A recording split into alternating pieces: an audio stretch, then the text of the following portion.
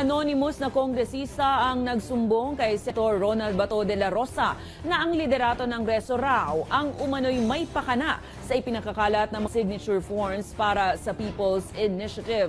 Pero si House Speaker Martin Romualdez itinanging nagbaba siya ng utos sa mga kaalyadong kongresista para mangalap ng mga pirma para sa PI. May balitang A to Z si Ian Maghanoy. Mariing itinanggi ni House Speaker Martin Romualdez ang alegasyong pinupukol sa kanya ni Senator Ronald Bato de la Rosa na siya raw ang umano'y sa likod ng ipinapakalat na signature forms sa People's Initiative o PI. So you didn't give any orders po? Sa gitna ng pagbubukas ng sesyon ng Kongreso ngayong araw, iginiit ni la Rosa na ilang kongresista o mano ang umamin kanyang may basbas raw ang signature campaign mula sa liderato ng Kamara. Sabihin man nila sa'yo na, boss, pasensya na, just following orders lang kami. May orders ng aming speaker. O sunod lang kami sa order. O, following orders lang daw sila.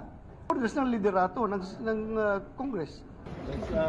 Senator Bato talking, I don't know what we're talking about. He has not mentioned any congressman, so I don't respond to. No.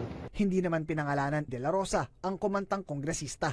Gayunpaman, hindi raw mga kongresista sa Mindanao ang nagsumbong sa kanya. Ano nagsabi sa akin ng congressman eh? Yun ang nagsabi sa akin. Hindi ko na sabihin kung sino. Baka mamaya magalit sa kanya, pagalitan siya. Dagdag la Rosa, sa Mindanao raw talamak ang bentahan ng mga lagdang para PI na siyang isinasabay sa payout ng ayuda. Perma, claim stub. Siguro yan para sa tupad o sa AX, kung mag-release sila ng may claim stub na sila. Ito yun. Sa ganitong kalakaran daw kasi nakikinabang ang mga kongresista. Mahirap din sisihin mo sila, pero kung tutuusin, pwede talaga sisihin. Bakit ba? Porque order, sunod na sunod. Nakikinabang ka rin siguro dyan sa order yan. Bakit ka sumunod? Sa harap ng isyu ng bentahan lagda para sa PI, nakikiusap si Senate Majority Leader Joel Villanueva sa publiko na magsumbong sa ODAD kung makatanggap ng panunuhol kapalit ng mga dagito. Huwag po kayong matakot na magsumbong.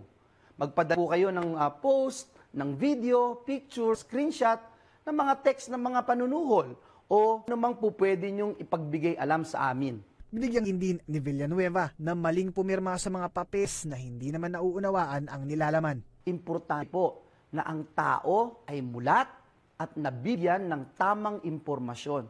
Hindi po pwede na bibigyan kayo ng ayuda o salapi para lamang pumirma sa hindi ninyo naiintindihan.